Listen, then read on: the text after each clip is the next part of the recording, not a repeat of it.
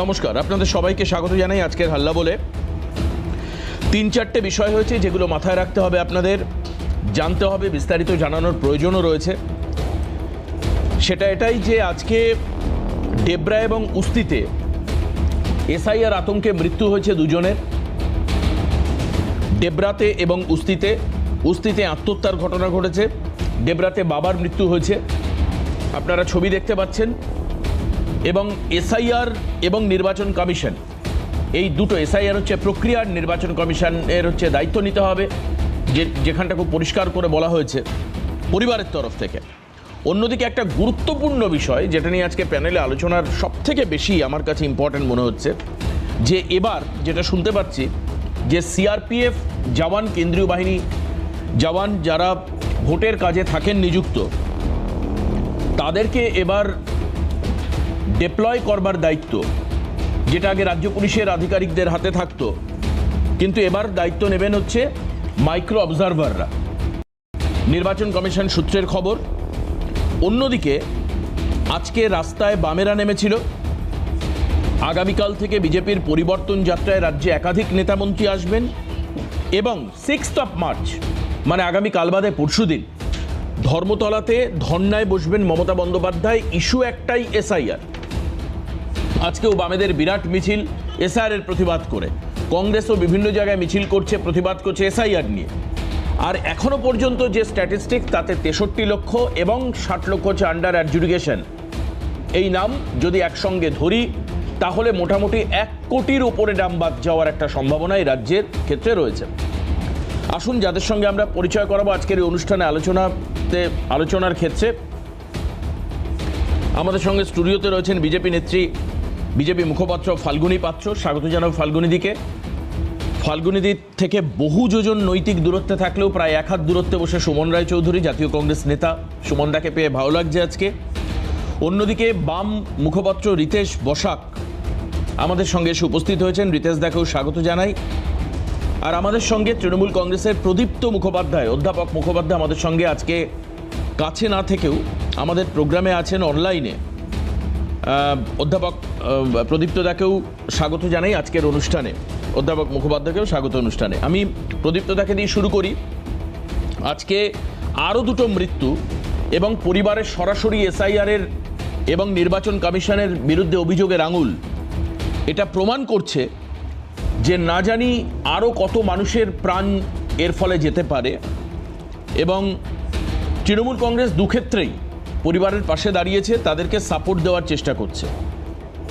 কিন্তু প্রশ্ন একটা এটাই, যে সমস্ত কাগজপত্র থাকা সত্ত্বেও এই মানুষেরা যা দাবি করছেন, পরিবার যা দাবি করছে, কোথাও নাম ডিলিটেড, কোথাও আন্ডার অ্যাডজুডিকেশন, এরা নাম তোলার পুনরায় চেষ্টা কেন করছে না প্রদীপ্তদা? এরা আত্মহত্যা, আত্মহনন, মৃত্যুর পথ বেছে নিচ্ছে কেন? আপনার দলকে নিয়ে যদি শুধু বলি, যেহেতু আপনি বলছেন আপনাদের দল গ্রাসরুট লেভেলে দুয়ারে সরকার পৌঁছে গেছে, তৎসত্ত্বেও এই মানুষগুলোর মন থেকে আতঙ্ক দূর করতে পারছেন না কেন? আপনার এলাকায় সক্রিয়ভাবে নেতাকর্মীরা জানেন যে তাদের কাছে তাদের এই প্রবলেম হয়েছে। আমার কাছে বাইট আছে, তারা বলছে যে হ্যাঁ আমি অনেক দিন ধরে ওনাদেরকে বোঝানোর চেষ্টা করেছি ইত্যাদি। তবুও সেই বোঝানো, অর্থাৎ রাজনৈতিকভাবে তাদের পাশে দাঁড়ানো ফলপ্রসূ হচ্ছে না কেন প্রদীপ্ত দা? আসলে কি জানেন তো দাদা, ব্রেকফাস্টে কিছুটা গেছে, তো তারপর লাঞ্চে, ব্রেকফাস্ট লাঞ্চের পরে ডিনারে যেটা গেল, সেই ব্রেকফাস্ট লাঞ্চের পরে ডিনারের এফেক্টটা মানুষ বুঝতে পারেনি, বদহজম হয়ে গেছে। বদহজম হলে ওষুধটা লাগে, সেই ওষুধটা খুব প্রয়োজনীয়। আবার সেই সঙ্গে সঙ্গে তুমি সাপের গর্তে বিষ ঢেলেছে, তো এবার সাপের গর্তে বিষ ঢাললে কি হয় সেটাও আপনি জানেন। মুশকিল হচ্ছে কে সাপ আর কে মানুষের পাশে দাঁড়াতে পারছে, কি কনফিডেন্স অর্জন করতে পারছে, এই প্রশ্নগুলোর সঙ্গে সঙ্গে না জড়িয়ে রয়েছে লক্ষ লক্ষ মানুষ যাদেরকে বোঝানো গেছে। আপনি যেরকম ভাবে একটা মৃত্যুকে নিয়ে বলছেন যে কেন বোঝাতে পারছি না, আমরা একথা যতদূর জানি, যে নিশ্চিত জানি যে 2 কোটি কত লক্ষ ভোট বিজেপিও পেয়েছে, কংগ্রেসও লাখ লাখ ভোট পেয়েছে, সিপিএমও লাখ লাখ ভোট পেয়েছে, আমরাও 2 কোটি 90 লক্ষ ভোট পেয়েছি। সব মানুষের কাছে সমানভাবে পৌঁছানো বা পৌঁছানো না, সেটা কিন্তু সম্ভবপর সবসময় হলেও মানুষের যে অস্তিত্ব নিয়ে লড়াই, সেই অস্তিত্বের লড়াইটা কিন্তু এখানে বড় চ্যালেঞ্জিং হয়ে দাঁড়াচ্ছে। এবং এক্ষেত্রে একটা রাজনৈতিক দলের সাকসেস নিয়ে আপনি চিন্তা করবেন, নাকি আর একটা রাজনৈতিক দল যেভাবে মানুষকে ভয় ভীতি ভেরিয়ে দিয়েছে এবং একদিকে দেখাচ্ছে গাজর রয়েছে, সিএ রয়েছে, আর একদিকে দেখাচ্ছে আমি সাপের গর্তে বিষ ঢেলে দিয়েছি। লক্ষ্মীরানী দাস, মায়ারানী দাস ওয়ার্ড নাম্বার 15 গঙ্গা 2002 সালে ভোট দিয়েছে, বিয়ে হয়ে গিয়েছে, 15 নম্বর ওয়ার্ডেরই একটা বুথ থেকে আর একটা বুথে পাল্টে গিয়েছে, তাদের নাম এবার বাদ চলে গিয়েছে। লোকে দেখাচ্ছে সাইকোলজিক্যাল এফেক্ট, লোকে দেখাচ্ছে তাহলে কি ওরা বাংলাদেশ থেকে এসছে নাকি? এই সাইকোলজিটা কোথা থেকে সরাবে দাদা? যখন সমাজ, আমাদের সমাজ যখন একটা সন্দেহের বাতাবরণ তৈরি করে দেয়, যে বাতাবরণ তৈরি করতে ওই 108 কোটি হোয়াটসঅ্যাপের গ্রুপ সক্ষম হচ্ছে, আমরা সেখানে ফাইট দিচ্ছি, লক্ষ লক্ষ মানুষকে প্রোটেক্ট করতে পেরেছি, তার মধ্যে দিয়ে যারা 1-2 জন, 10 জন, 100 জন মানুষ যেভাবে নিজেদের অস্তিত্ব রক্ষার লড়াইয়ে তারা নিজেদের লড়াইটাকে আর পাচ্ছেন না, সেখানে যখন প্রশ্ন হচ্ছে না যে রাজনৈতিক দল ব্যর্থ হচ্ছে কেন, আমি আশা করব পরবর্তীকালে একটা প্রশ্ন হবে যে আপনারা কেন মানুষদের ভয় দেখিয়েছেন? বিজেপিকে এই প্রশ্নটা করবেন, আপনারা কেন মানুষদেরকে বলেছেন যে 1 কোটি মানুষের নাম বাদ দিয়ে দেবো, রোহিঙ্গা, মুসলিম? আপনারা কেন বলেছেন সাপের গর্তে বিষ ঢেলে দেবো? আপনারা কেন বলেছেন যে ব্রেকফাস্টে কিছু পেয়েছি, ডিনারে কিছু খাবো, আর লাঞ্চে অনেকটা খেয়ে গিয়েছি? মুশকিল হচ্ছে কিছু রাজনৈতিক দলকে প্রশ্ন করা কিছু সহজ হয়, কিন্তু সেই রাজনৈতিক দল যেভাবে মানুষের পাশে দিনের পর দিন দেখেছে, তারপরেও যখন এই প্রশ্নটা আসছে, আমি আশা করব আপনি প্রশ্ন করবেন সিএএ নিয়ে আপনারা যে ক্যাম্প করলেন, সেই সিএএ এর মাধ্যমে কজনকে নাগরিকতা দিলেন? সিএএ নিয়ে আপনারা যে ক্যাম্প করে টাকা তুললেন, সেইখানে কেন 15 নম্বর ওয়ার্ডে মায়ারানী দাস, লক্ষ্মীরানী দাসের নাম এভাবে বাদ গেল, যারা মতুয়া, যারা হিন্দু? না, এটা তো ঠিক প্রদীপ্ত দা। আসলে মানুষের এক্সপেকটেশন তৈরি হয় তখনই যখন কোনো রাজনৈতিক দল মানুষের অত্যন্ত কাছে যায়।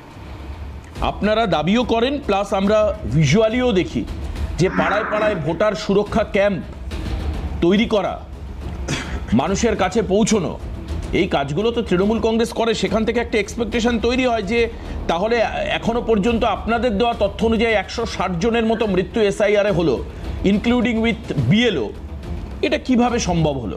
আমি সেই জায়গায় দাঁড়িয়ে মানে প্রশ্ন করা। আর এই আপনি ভয় দেখানোর কথা বলছেন না, ভয় দেখানোতে প্রদীপ্তদা আমায় মার্জনা করবেন, আমার মুখটা একটু মানে কাটা তো, মানে এই জায়গাটা ছোট না, একটু বড়, ওই জন্য এই এসআইআরের পরে এনআরসি হবে, হ্যাঁ, এই বলে ভয় কারা দেখিয়েছিল। আমারও অনেক বাধ্যবাধকতা আছে, স্ক্রিনে সবকিছু বলা যায় না, আমারও খারাপ লাগে প্রদীপ্তদা, হ্যাঁ, কিন্তু আপনার মুখ কত বড়, আপনার মুখ কত বড় সেটা আবার দেখবো পরবর্তী প্রশ্নে। না, পরবর্তী আপনার প্রশ্নটাই আমি আমার মুখ থেকেই করব, আপনার দেওয়া প্রশ্নই আমি ফাল্গুনীদিকে করব যে আপনারা মানুষকে ভয় দেখালেন কেন। কিন্তু এই জায়গায় দাঁড়িয়ে এটা আমার কাছে খুব পরিষ্কার যে বিজেপি এসআইআরটা করছে না। তা এবার ওনাদের নেতারা বলেছেন যে ডিটেক্ট করো, দাদা শুনুন একটু, ডিটেক্ট করো, ডিলিট করো, ডিপোর্ট করো বলেছেন ওনার নেতারা বলেছেন। আমি তো বলছি, আপনার তো বলতে কোনো আপত্তি নেই। যেটা বলেছেন টিভিতে, যেটা উঠছে, যেটা খবর হচ্ছে, সেটা যদি আমি না বলি তাহলে সেই পাপস্খলনের জায়গা আমার থাকবে না, এই ইহলোকে নয় পরলোকেও নয়। ফাল্গুনীদি আপনার কাছে আসবো। এটা তো ঠিক যে কিছু নেতা বলেছেন যে এই ডিপোর্ট ডিলিট করব, তাড়িয়ে দেব, বাংলাদেশে ফেলে দেবো, লাথি মারবো, বলেছেন, বিভিন্ন মঞ্চে বলেছেন। কালেকটিভভাবে দল তার দায়িত্ব নিল কি নিল না জানি না, কিন্তু ভদ্রলোকের বিরুদ্ধে বা ওই ভদ্রলোকদের বিরুদ্ধে যারা ভয় দেখিয়েছেন তাদের বিরুদ্ধে দল কোনো ব্যবস্থা নেয়নি। ঠিক তেমনিভাবে তৃণমূল কংগ্রেসও ব্যবস্থা নেয়নি, যে বলেছে এসআইআর এর পরে এনআরসি হবে, আপনাকে বার করে দেওয়া হবে, তার বিরুদ্ধে দলও কোনো ব্যবস্থা নেয়নি। আমার কথা হচ্ছে এখন এই মুহূর্তে উস্তিতে যে ঘটনা ঘটলো, আমি ফাল্গুনীদির কাছে যাওয়ার আগে এটা দেখাতে চাইবো যে সেখানকার তৃণমূল নেতারা কি বলছেন। এই যে প্রদীপ্তদা বললেন না যে এই প্রশ্ন আমাদের কাছে এক্সপেকটেশন এত, সবার কাছে ডেফিনেটলি সবার কাছে করা উচিত, কিন্তু উস্তির ঘটনাটা তৃণমূল নেতাদের নজরে ছিল, ওনারা জানতেন, ওনারা বলছেন, আমি অনেকবার বুঝিয়েছি ওনাকে, চেষ্টা ডেফিনেটলি করেছেন, কিন্তু তবুও ব্যক্তি আত্মহত্যার পথ বেছে নিয়েছেন। দেখুন কি বলেছেন উস্তির তৃণমূল নেতা, একবার শোনাই আপনাদের, শুনুন। যে তালিকা 28 তারিখে প্রকাশ পায়, 28শে ফেব্রুয়ারি, সেখানেও অ্যাডজুডিকেশনে ওনার নাম আসে, যার কারণে এতটাই আতঙ্কে খাওয়া দাওয়া টোটাল বন্ধ করে দিয়েছিল যে আমার ডিটেনশন ক্যাম্পে নিয়ে চলে যাবে। কারণ আজকের আমরা ওনাকে অনেকভাবে বোঝাই, কিন্তু বিজেপির মদতপুষ্ট নির্বাচন কমিশনার জ্ঞানেশ কুমার এবং মনোজ আগরওয়াল এরা নিজেরা জানে না যে কীভাবে মানুষের কি পদ্ধতিতে এসআইআর হবে। আজকে সেই পদ্ধতি না জেনে একটার পর একটা বিভিন্নভাবে নিরপরাধ মানুষগুলোর ওপর এই যে সব মৃত্যুর খাড়া নামিয়ে আনছে। একটা সমস্ত বৈধ নথি থাকা সত্ত্বেও আজকের এই একটা আমার কর্মী এবং আমার বুথের সদস্যকে আজকের কিন্তু আত্মহত্যা করতে হলো। দেখুন, এখানে খুব পরিষ্কার যে দল কিন্তু জানতো এবং তৃণমূল নেতারা জানতেন, তাকে বহুবার তারা বুঝিয়েছেন। আমি শুধু এই লাইনটার জন্যই এত বড় অংশটা শোনালাম। এরকম নয় যে তিনি ঘরে ঘরে আতঙ্কগ্রস্ত হয়েছেন, ঘরের মধ্যে থেকেই তিনি নিজেকে আলাদা করে নিয়েছিলেন, যেটা হয় মানুষের আত্মহত্যার বেশ কিছু সাইকোলজিক্যাল ডিসঅর্ডার হয়। তিনি প্রথম নিজেকে আলাদা করে নেন, 4 দেওয়ালের মধ্যে নিজেকে বন্দি রাখেন, কোনো একটা সময় তিনি ছেড়ে চলে যাওয়ার একটা পরিকল্পনা করেন এবং সেই পরিকল্পনা বাস্তবায়িত হয়। ফাল্গুনীদি, এটাও বাস্তব। দেখুন, আজকে আমি কিছু ছবি দেখা, আমার প্রোডাকশন টিমকে আমি বলি, যেগুলো আমার কাছে কিছুক্ষণ আগে এসছে, সেটা হচ্ছে যে আমরা সারাদিন খবরও করেছি। দেখুন, আপনি মানে দেখলে খারাপ লাগবে যে এসআইআরের এই যে তালিকা, এটা নিয়ে নদিয়া, তেহট্টে, সঙ্গে তেহট্টে নফরচন্দ্রপুরে, চাকদার শীতলপাড়া, দেখুন একের পর এক ছবি। এই মানুষগুলো সব কাগজপত্র আছে। কেন ইমাজিন? এবং তৃণমূলের পঞ্চায়েত সদস্য মানুষের হয়ে কাজ করেছেন, দাবি করছেন বিজেপি। ভাবতে পারেন, তৃণমূলের পঞ্চায়েত সদস্য কাজ করেছেন মানুষের জন্য, বলছে বিজেপি, বাদ গেছে তার নামও। এই যে ছবিগুলো দেখছেন, এদের প্রত্যেকের কাগজপত্র রয়েছে। এরা প্রত্যেকেই বলছেন আমরা আতঙ্কিত এবং শঙ্কিত এবং দ্বিধাবিভক্ত এবং আমরা উপায় খুঁজে পাচ্ছি না যে এখন আমরা কি করব। এই ছবিগুলোও স্পষ্ট পরিষ্কার। দেখুন, একের পর এক নাম ডিলিটেড এবং তারা রীতিমতো এক্সিস্ট করছে অ্যালং উইথ অল পেপারস। এখানকারও মানুষের বক্তব্য আছে, আপনাদেরকে আমি শোনাতে পারবো যদি সম্ভব হয়। আমরা শোনাই, শুনুন। আর ডিলেট হয়ে গেছে না, ইন্ডিয়ায় বাংলাদেশে যাবো কেন? তার নাম উঠলো না কেন? নাম না উঠলে আমি কী করে বলবো? আমি তো বলতে পারছি না। আমাদের যা দেওয়ার দরকার আমরা দিয়ে দিয়েছি। কি করেছে না করেছে আমরা কিছু বুঝতে পারিনি। বাংলাদেশের লোকেদের নাম উঠে যাচ্ছে, আমাদের নাম উঠতেছে না। কেটে গেছে। কাটলো কেন? জন্ম কোথায়? আমার এখানে জন্ম, এখানে আমার বিয়ে হয়েছে। তাহলে কাটলো কেন? সেটা তো আমরা বলতে পারছি না কেন কেটেছে। আমরা তো সব কিছুই ডকুমেন্ট দিয়েছি, বাবার, মার, ঠাকুর বাবার, তারপরে আমার আই কার্ড, মানে সব কিছু ডকুমেন্ট দিয়েছি। কেটে দিয়েছে, সেটা তো নাম উঠে তো উঠেনি। কেন কাটলো সেটা আমরাও তো বুঝতে পারছি না। আমরা তো ভোট দিই, ভোট দিয়ে বলে তো কেটে দিয়েছে। ভোটার লিস্টে আপনার নাম আছে? নাম আছে, কিন্তু দেখা যাচ্ছে ডিলেট আছে, কাটা পড়েছে। কেন? সেটা কেন, সেই কারণটা বলতে পারছি না। কিন্তু আমরা তো এখানকার বাসিন্দা, আমাদের বাবা মা পূর্বপুরুষ তো এখানেই আছে, তো আমাদের প্রমাণপত্র যা যাবতীয় সব কিছু আছে, কিন্তু ভোটটা কিসের জন্য কাটা পড়েছে সেটা তো বলতে পারছি না। বসবাস করি, পাশে হচ্ছে ইচাখালি গ্রাম, মেহেরপুর জেলার পাশেই আমরা বসবাস করি। এবং এইখানে আমরা যে সমস্ত লোক বসবাস করি, এই ভোটার লিস্ট থেকে যদি নাম বাদ হয়ে যায়, তাহলে সেই নামটা আমরা যদি না থাকে আমরা সরকারি অনুদান পাবো না। আমরা একদম পিছিয়ে পড়া লোক।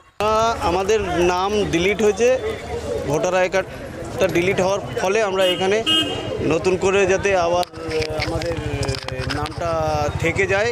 আমরা তো পুরনো ভোটার, থেকে গেলে সেই নামটা যাতে থাকে সেই ফর্ম নিয়ে এসেছি জমা দেবো বলে। এসআইআরে আমাদের নাম ডিলিট করে দিয়েছে।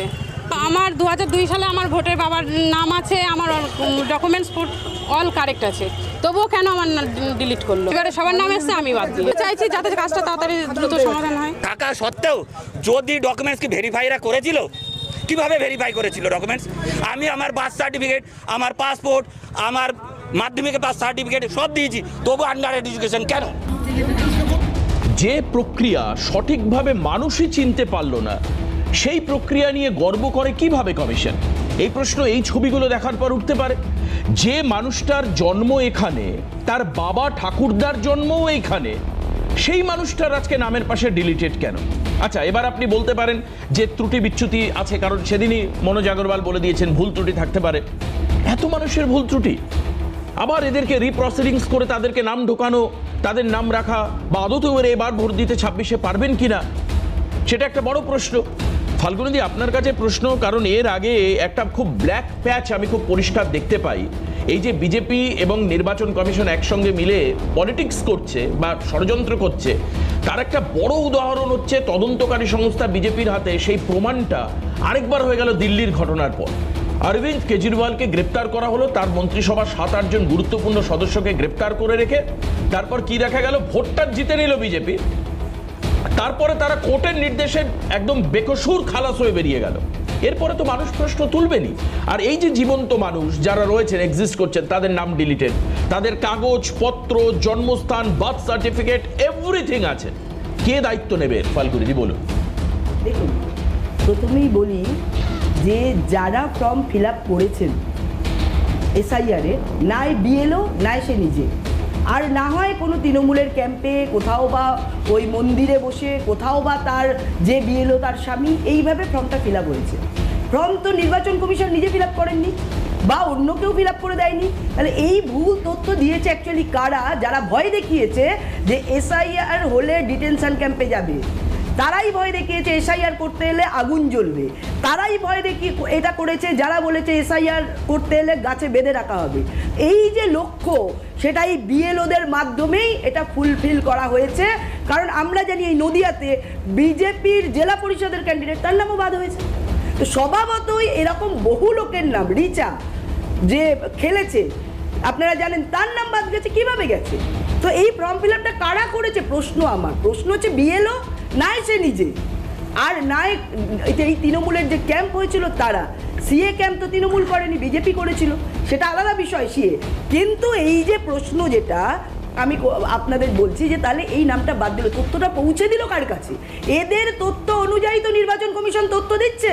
2208টা বুথ যখন নির্বাচন কমিশনের কাছে তথ্য এলো যে একজনও মারা যায়নি, একজনও কোথাও চলে যায়নি, তো সেই যে তথ্যটা কোথা থেকে এলো? বিএলওরা দিয়েছিল। যখনই নির্বাচন কমিশন চেপে ধরলো তখনই সেটা 400-র কাছে চলে গেল, তারপরে সেটা আরও কমে গেল।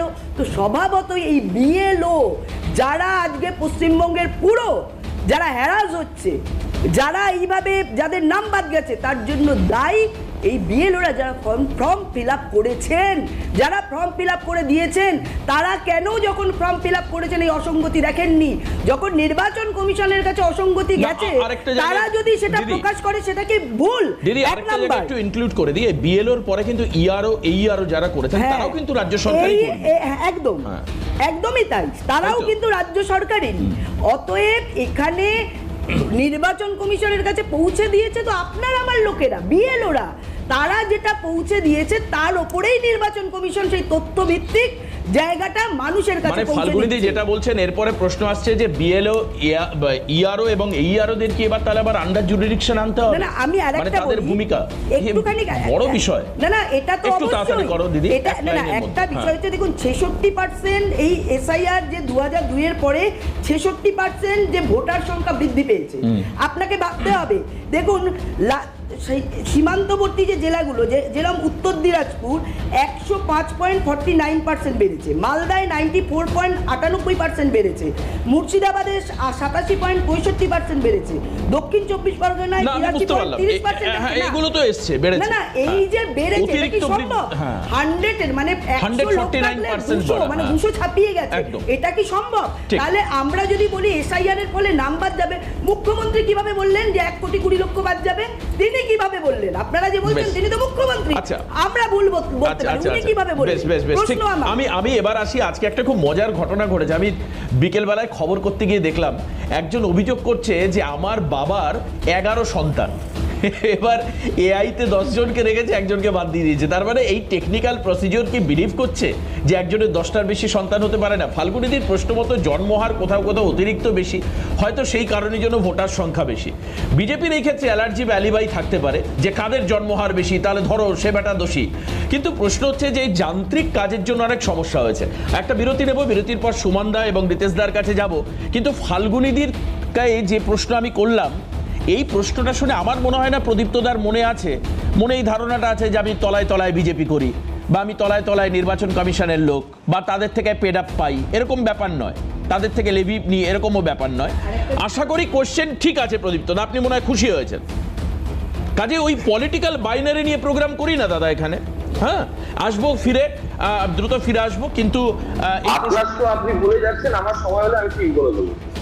আপনার সময় হলে আমি বলবেন তো, আপনাকে তো আবার নেব, আমি তো নেবই।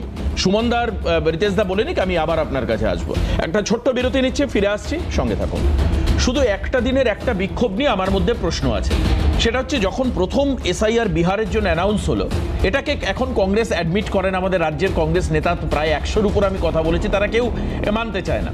প্রথম দিন ওনারা যখন বিহারে এসআইআর অ্যানাউন্স হলো, তখন সংসদ ভবনের মকরদ্বারের বাইরে এসআইআর এর বিরোধিতায় পোস্টার নিয়ে কংগ্রেসের নেতারা দাঁড়িয়েছিলেন।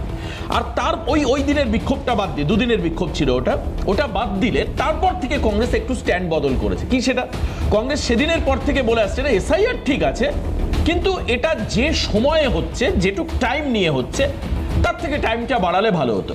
এখন আমার মনে হচ্ছে প্রথম দিনের ওই বিরোধিতাটা বাদ দিলে বাদ বাকি ক্ষেত্রে কংগ্রেস যা যা দাবি করেছে ঠিক।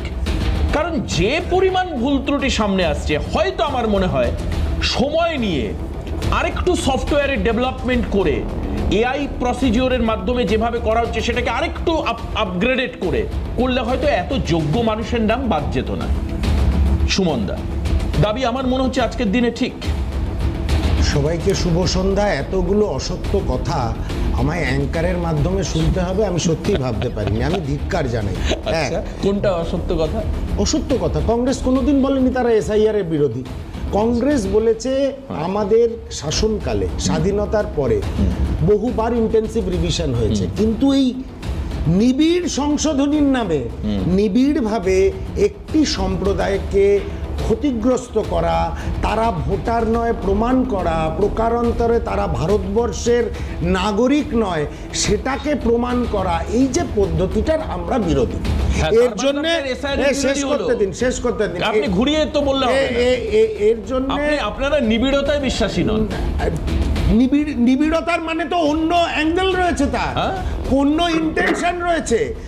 নির্বাচন কমিশন ভারতীয় জনতা পার্টির কথায় তাদের স্টুজ হয়ে এই একটা কাজই করছে, যে বিশেষ একটা সম্প্রদায়কে গণতান্ত্রিক এবং রাজনৈতিক পরিসর থেকে বাদ।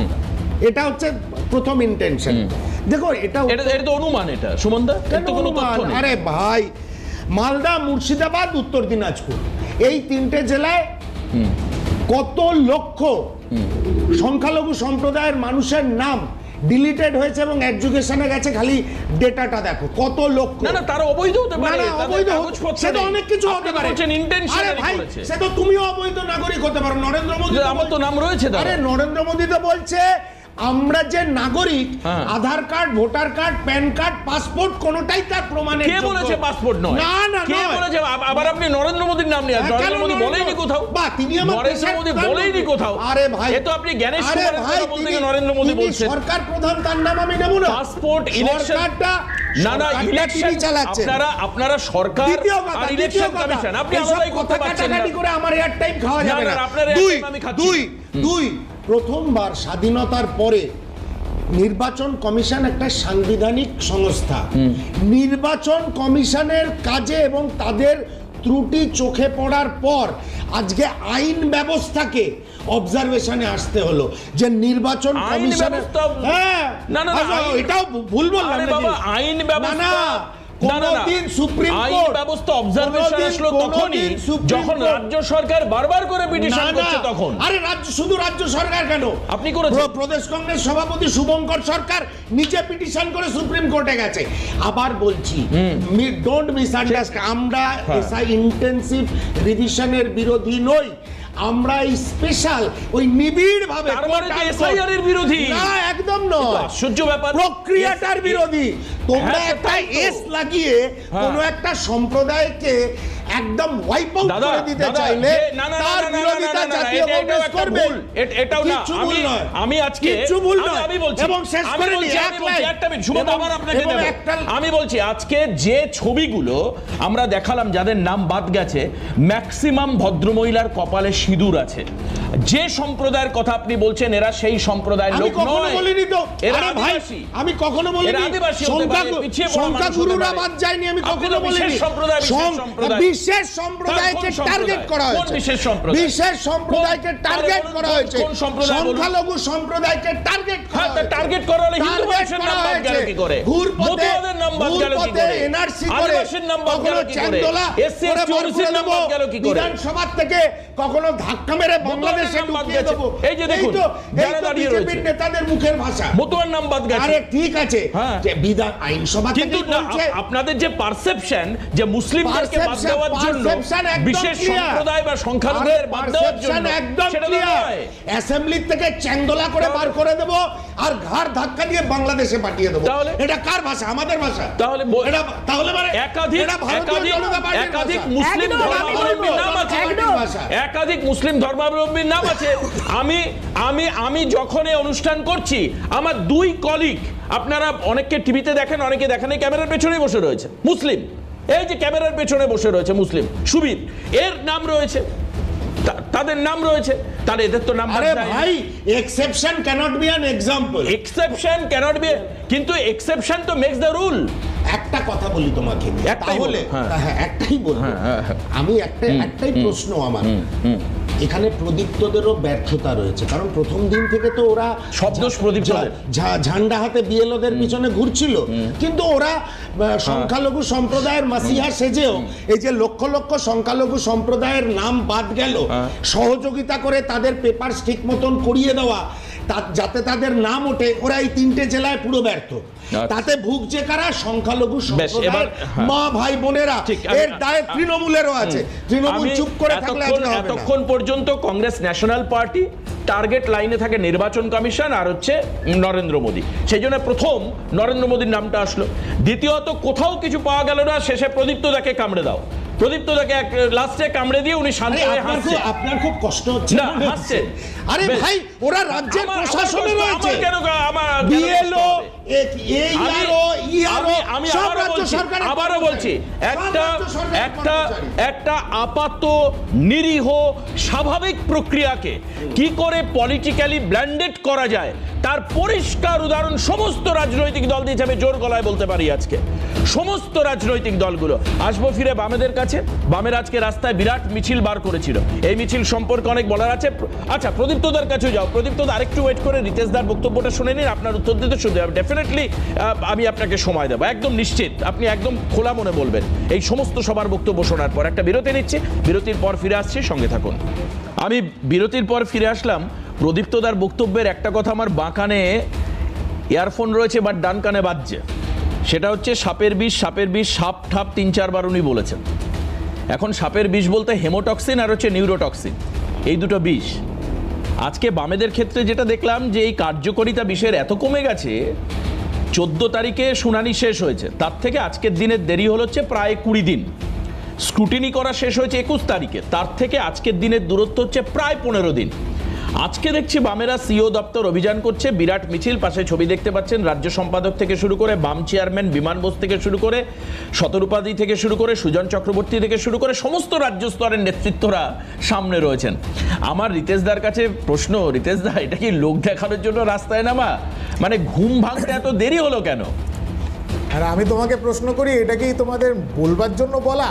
তুমি যতক্ষণ না আসল লিস্টটা বেরোবে, সেটার উপরে যদি আমরা কাজ না করি, সেটার উপরে যদি আমরা বিশ্লেষণ না করতে পারি, তাহলে লোক দেখানোর জন্য বেরোনোটা যদি বেরোনো হয়, আমরা সেই দলে নেই। আমরা ভোটার লিস্টগুলোকে দেখেছি, ভোটার লিস্টের যে সমস্যাগুলো সেইগুলোকে আমরা চিহ্নিত করতে পেরেছি, তবে গিয়ে আমরা মাঠে নেমেছি, তবে গিয়ে সেই কথাগুলোকে আমরা বলেছি। দুই হচ্ছে যে মানুষ একটা কথা বারবার বলে যে তোকে আমি কোর্টে দেখে নেব, অর্থাৎ বিচার ব্যবস্থার উপরে মানুষের একটা অগাধ আস্থা আছে। মানুষ মনে করে যে তার শেষ অস্ত্র হচ্ছে বিচার ব্যবস্থা। এইখানে দাঁড়িয়ে, এই মুহূর্তে দাঁড়িয়ে মানুষ বিশ্বাস করছে, যাদের নাম এখনো ঝুলে রয়েছে, তারা মনে করছে যে বিচারকরা সঠিক বিচার করবে। কেননা অপদার্থ নির্বাচন কমিশন এই কারণে বোঝাতে পারেনি বিচার ব্যবস্থাকে যে স্যার আমরা যা করছি সেটা ঠিক করছি, আমাদের সব কাজগুলো ঠিক। যে যাই কেস করে থাকুক, কেস করার থেকে বিচার ব্যবস্থা এটা বুঝতে পেরেছে যে দুজনের কথার মাঝখানে কোথাও একটা ফ্যালাসি আছে। তার জন্য বিচার ব্যবস্থা নিজেই সেই দায়িত্বটা নিয়ে নিয়েছে যে থাক, আপনাদের করতে হবে না, আমরা করে দেখাচ্ছি। তিন, প্যারামিটার সেট করা এআইতে খুব মারাত্মকভাবে প্যারামিটারগুলোকে সেট করা হয়েছে, যে প্যারামিটারগুলো মানুষকে বিপদে ফেলছে। তুমি যে কিছুক্ষণ আগে বললে 13 জনের, আমার এক বন্ধু তারা পুরো 13 জনের 14 জনের সন্তান, তারা মানে 14 জন ভাই বোন।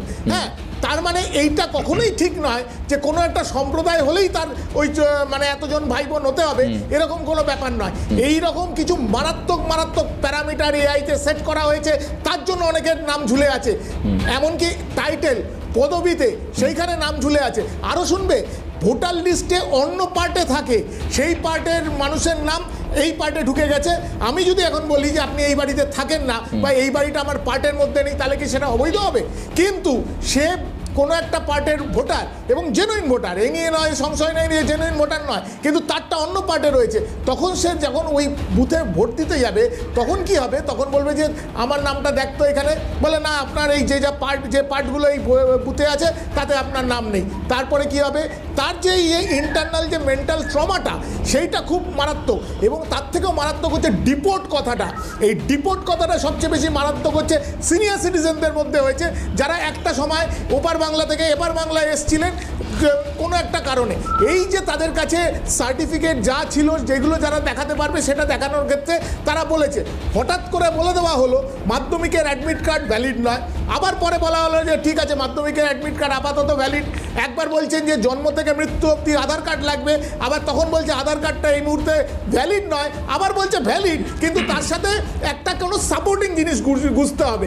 তার মানে নির্বাচন কমিশন কি বলতে চাইছে, নির্বাচন কমিশনের উপরে মানুষের যে আস্থা থাকার জায়গাটা, সেই জায়গাটা পুরো চলে যাচ্ছে। এবং তার ফলে মানুষ একটা ওই যে আত্মহত্যার কথা বললে না, মানুষ বুঝতে পারছে না যে মানুষ আলটিমেটলি কাকে বিশ্বাস করবে।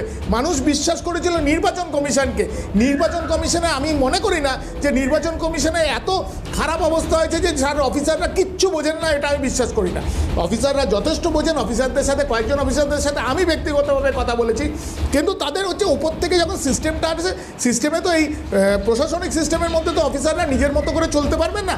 যা যা ইনস্ট্রাকশন এসছে, সেই ইনস্ট্রাকশনে আসার ফলে সেইগুলো পালন করতে গিয়ে বলির পাঠা কারা হচ্ছে?